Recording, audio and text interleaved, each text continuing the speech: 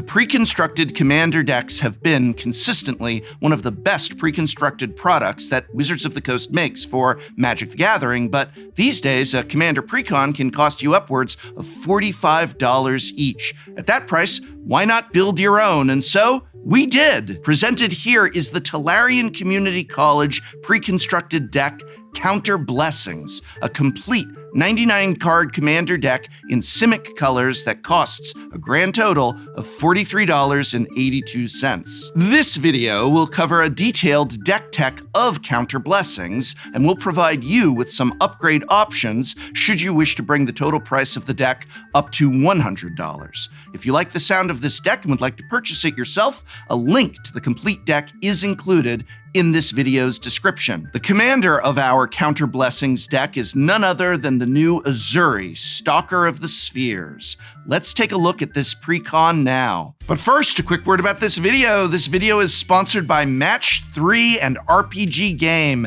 Empires and Puzzles. Empires and Puzzles is a fun, award-winning, free-to-play mobile game that combines RPG elements with puzzle gameplay to defeat your foes, build your base, and battle against other players. This game follows the story of a kingdom in need of saving from the enemies of the realm.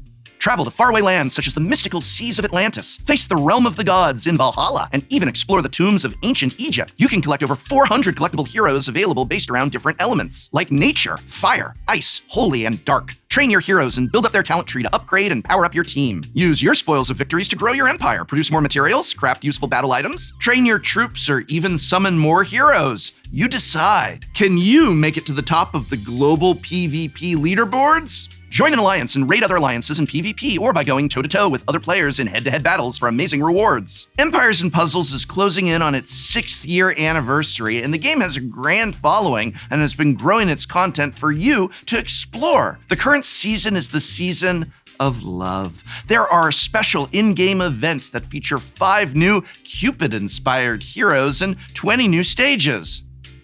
So start playing today and enjoy every corner of this game. Download for free on the App Store and Google Play, or click the link in the description to get started. Thank you, Empires and Puzzles, for sponsoring this video.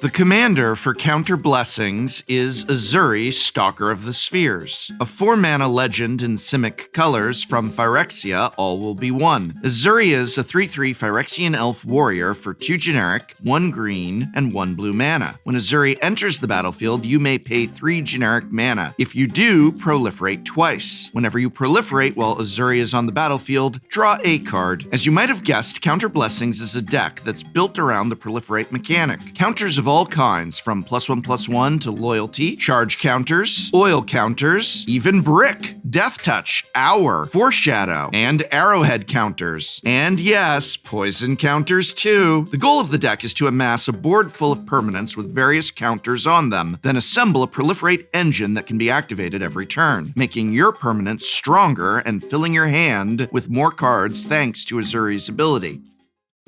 So let's start with Proliferate. By the time you've reached the middle of the game, you should be able to proliferate every single turn, and sometimes even multiple times a turn. There are a number of different proliferate engines in this deck. Thrumming Bird, Guild Pact Informant, and Park Heights Maverick each have a triggered ability where they proliferate whenever you deal combat damage to a player, or in Informant's case, a Planeswalker. Evolution Sage, Flux Channeler, and Tainted Observer each proliferate whenever you play a particular kind of card. Sage off land drops, Channeler off non-creature spells, and Tainted Observer when creatures enter play. Urban Daggertooth, on the other hand, triggers whenever it's dealt damage. Lastly, you also have a collection of permanents that can proliferate as an activated ability. You just have to spend mana on them. Merfolk Skydiver and Contagion Clasp proliferate for 5 and 4 mana respectively, while Staff of Completion proliferates at the cost of 3 life. In the case of Skydiver, this doesn't require any tapping of your engine, so you can activate activate this ability as many times as you have 5 mana to pay for it. You also have an array of one-off proliferate effects. Some of these, like Cankerbloom, Pollen Bright Druid, and Thirsting Roots, either proliferate or provide a different effect. Thirsting Roots, for instance, either finds you a basic land or proliferates for just 1 green mana. Others of these one-off proliferate spells do both. Tezzeret's Gambit, Vivisurgeon's Insight, and Experimental Augury all provide either card draw or selection with a proliferate effect tacked on. Unnatural Restoration returns a permanent that's been destroyed to your hand. Finally, a pair of interaction spells. Fuel for the Cause counters a spell, then adds counters to all your permanents, while Smell Fear is a fight spell that proliferates first. Pair Smell Fear with Urban Daggertooth, and you'll get to proliferate twice.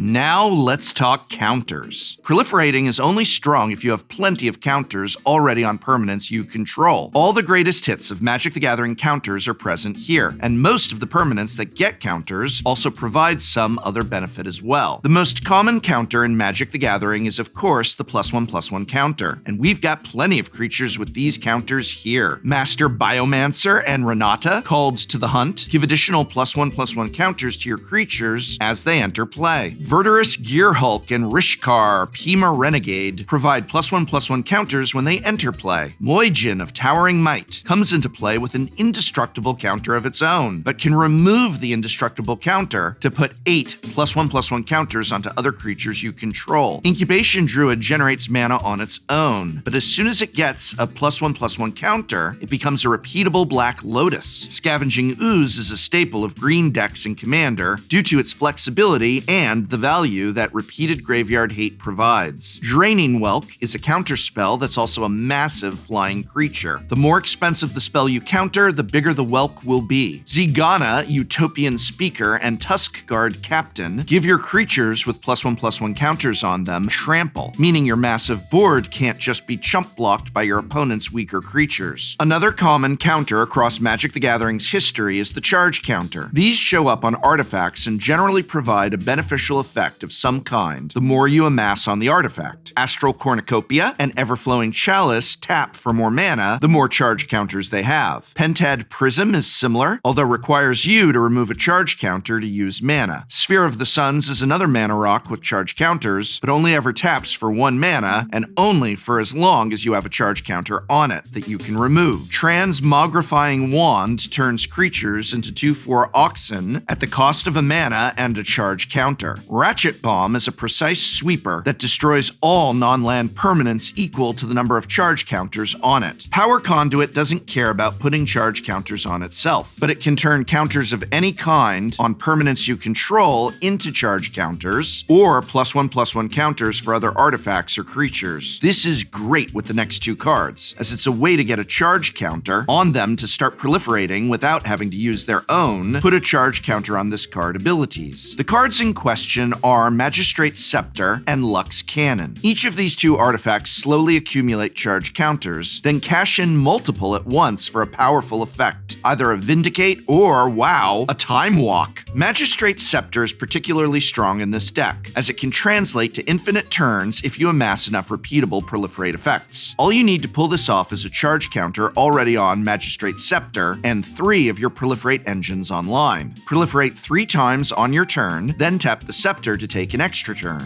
On your extra turn, repeat this process. You need the extra charge counter on the scepter so that you have a counter on it already when you start proliferating.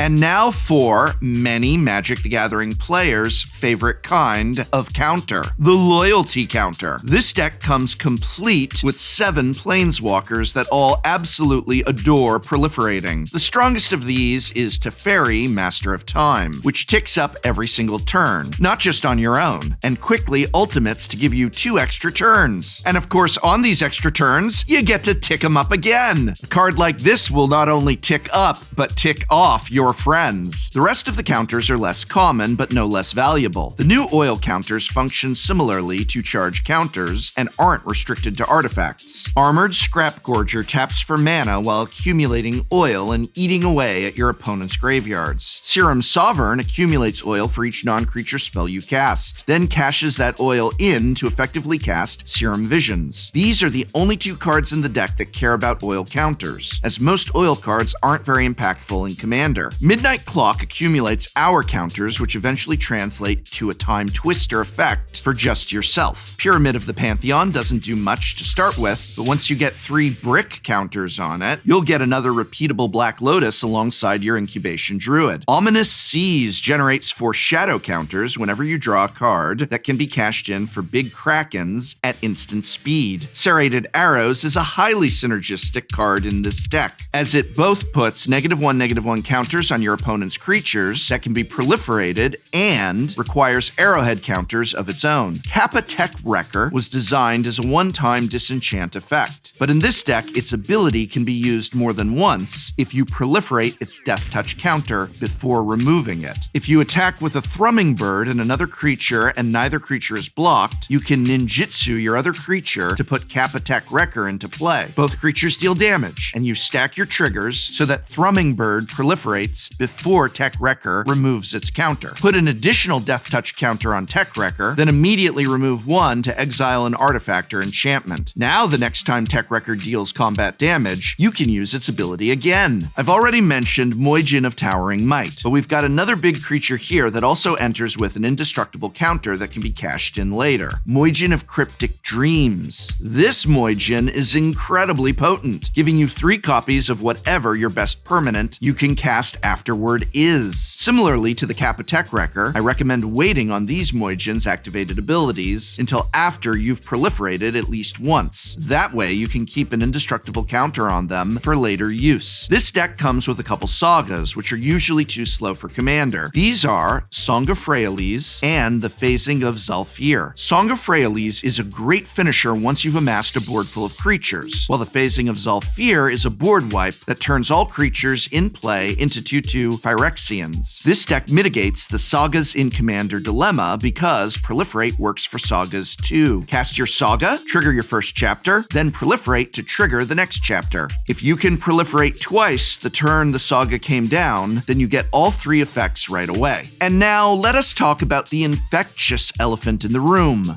poison counters. These are somewhat controversial in Commander, but this deck doesn't go overboard on them. You've got a handful of toxic, infect, and direct poison effects in the form of Mere Convert, Viridian Corruptor, and Infectious Bite. The goal of this Precon is not to deal massive amounts of poison to your opponents all at once, but rather to poison your opponents in small doses, then slowly add to their poison count as the game continues. Now, you may have noticed a theme when I talked through play patterns with this deck. In general, you want to hold off cashing in your counters until you can proliferate, so that you have plenty of counters available to proliferate.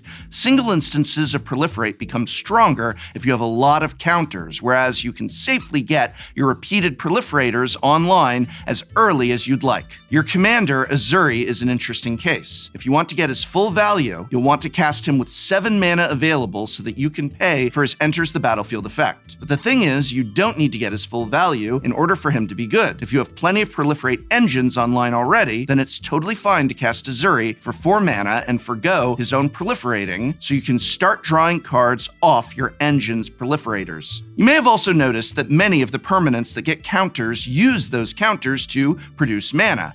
As you proliferate, you'll get more counters on these permanents, and they'll therefore generate even more mana, which can then be used to pay for further proliferation.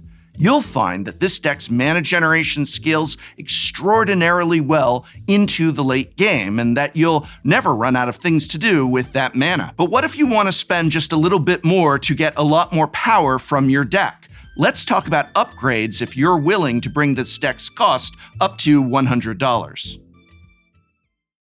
Upgrades. If you've bought this deck and are enjoying playing it, I have a few recommendations for upgrades if you'd like to invest a bit more money into it. Inexorable Tide, Contagion Engine, and Viral Drake are longtime staples of Proliferate strategies and would all be excellent in this deck. Ichor Moon Gauntlet, of course, that new wonderful card from Phyrexia All Will Be One, is great here as well, as it gives your planeswalkers another useful mode once you've gotten a board full of counters. I'd also suggest adding additional planeswalkers to the deck, especially if you add Ichor Moon Gauntlet. Ugin the Spirit Dragon, Nissa Vital Force, Teferi Time Pilgrim, Jace Wielder of Mysteries, and Tamio the Moon Sage are all great options for instance. Planeswalkers aren't at their best in Commander, but this deck bucks that trend. Try to find planeswalkers with particularly powerful ultimates, since you'll be racing to those ultimates quickly with all your proliferation. The trick with building this deck is to find the right balance between proliferate engines and cards that grant counters naturally, as proliferation doesn't do anything if you don't already have counters on your permanents. Azuri, Stalker of Spheres, is a sweet value engine that provides an opportunity to play with all sorts of sweet, obscure cards that would otherwise be too weak to include in a typical Commander deck. The play style is perfect for a format that encourages you to proactively accumulate a snowballing advantage as the game goes on. So whether you're building up a wide array of planeswalkers, taking infinite turns, or amassing a board of huge trampling creatures, Counter Blessings has all the tools you need to have a great time at your next Commander game night. Remember, if you like the sound of this deck and want to purchase it for yourself, a link to the deck list is included in the description of this video. The base price of this deck is just under $44, and there are lots of options available to upgrade if you'd like to spend a little bit more money. And when you do spend that money, the first place you should look to spend it is, of course, at your local game store, where single sales are often one of the most important things to keeping those doors open. But whether you are buying singles or card sleeves or a official Precon, when it is possible, when it is reasonable to do so, try and spend that money where you spend time playing this great game, and that is at your local game store. You're supporting your Magic community when you do. Hey, thanks again to Empires and Puzzles for sponsoring this video. If you want to jump into a game with a large amount of content and a great following, look no further than the RPG puzzle game Empires and Puzzles. Collect heroes, build your empire, befriend and battle real players. It's all up to you. Click the link in the description or scan the QR code to download today for free. Thank you, Empires and Puzzles, for sponsoring this video.